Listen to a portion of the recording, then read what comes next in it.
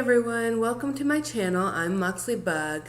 Today we're going to be discussing the background and just process of writing my poem Redbeard. If you have not checked that out, I recommend you do so before this discussion, or it's not going to make a lot of sense. I will try to link the video for Redbeard in the description below. So let's jump into Redbeard. So I wrote this poem at a time when I was feeling what I like to call the single girl blues. In general, I am pretty content with my singleness and I like my life as it is, but every now and then I'll get the single girl's blues and kind of wish I was in a relationship. I just wrote this poem at a time when I was feeling the single girl blues. So the title Redbeard is kind of just a wish. My dream ideal guy is a tall, burly, bearded, ginger guy who's not from this country. Think the Ghost of Christmas Present from A Christmas Carol. That's my guy, yeah.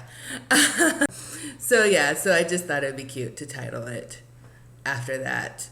So the first stanza is kind of setting up this just vision, dream I have in my mind of the person I'm going to end up with. And so these are kind of like traits I imagine him having.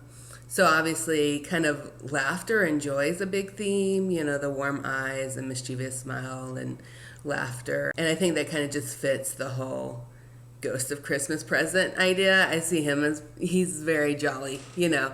And you make me feel delicate and mighty. I like that contrast, and I think most women, we want to feel delicate and we also want to feel strong and like we're a force at the same time. And being with a guy who compliments both sides and sees both sides is definitely the ideal for me. I like the imagery of a fairy because a fairy is very tiny and delicate, but it also holds a lot of power. And then I just put in wee fae instead of fairy because I just like the way that sounded better. Okay, so that brings us to stanza 2 and all these just 3-line stanzas. I wanted them to be kind of open-ended so that they could either be addressing the future person or they could be addressing myself. So starting off with be kind, my love, be kind. Kindness is a trait I strongly value. I think kindness is underrated and I definitely want that trait in my future person. So that's kind of what I'm saying to him, kind of even a wish or a prayer about him. And then also to be kind to myself, because I know if I linger too long in like the daydream world, when reality hits, it can be really bitter and hard. Yeah, having kindness for myself and moderating myself a bit better and not beating myself up over reality either. Stanza 3. So this kind of is starting to play on, it kind of builds up over the poem, the bitterness of reality coming in. So the stanza kind of, you start to see that turn just a little bit with the reminder that I don't know this person, but I miss them. And I think anyone who wants to eventually get married knows that feeling of, you know, you're waiting on this person and you don't even know who they are, but you know they're missing from your life. But it's very strange because you don't know who this person is you're missing. The frustration of when is this going to be more than just a daydream. And then we have, the next 3-line stanza, have patience, my heart, have patience. Speaking to him and encouraging him to have patience, my future person to have patience, because this is kind of assuming that he also feels the frustration of waiting for me.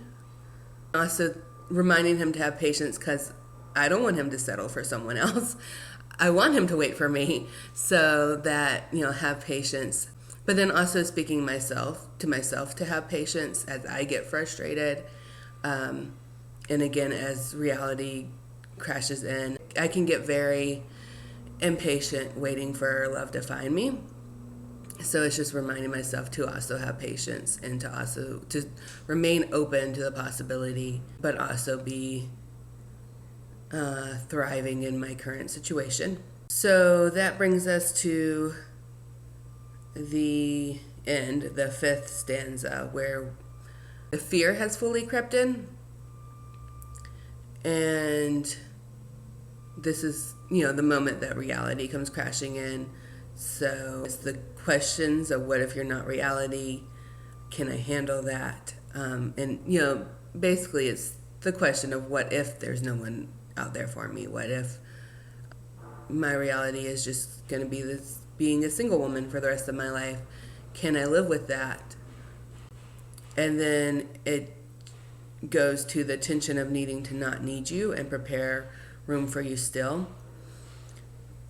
Those two lines are the most honest and true to my reality on a day-to-day basis, that tension I speak of, because as I mentioned at the beginning, I am very content in my singleness. I've been single for quite a while, and in a lot of ways I enjoy it. I have a lot of freedom. For example, Christmas, I get to spend weeks at a time with my mom and my family, and I love that time. And holidays are all what I want to do, and all spending time with my family. And I don't like the idea of having to split my holidays with some random family. So that is a privilege that I'm aware of, and I also understand the privilege that my time is my own. Aside from God, there's no one I need to check in with or make plans with. It's all, by my decisions, and it's a lot of freedom that I really indulge in and really enjoy.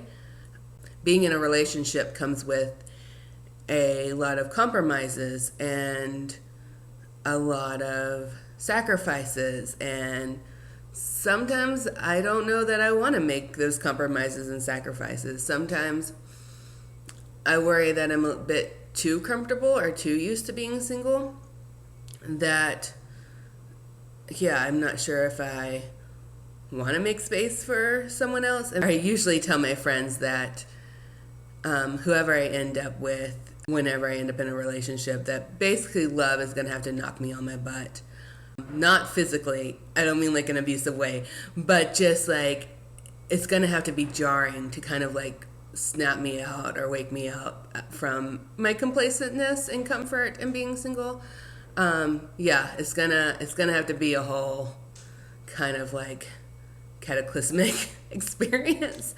But I don't think all of that's bad, because obviously whatever season of life you're in, you need to be able to thrive in that season of life, and you need to be fully invested where you are.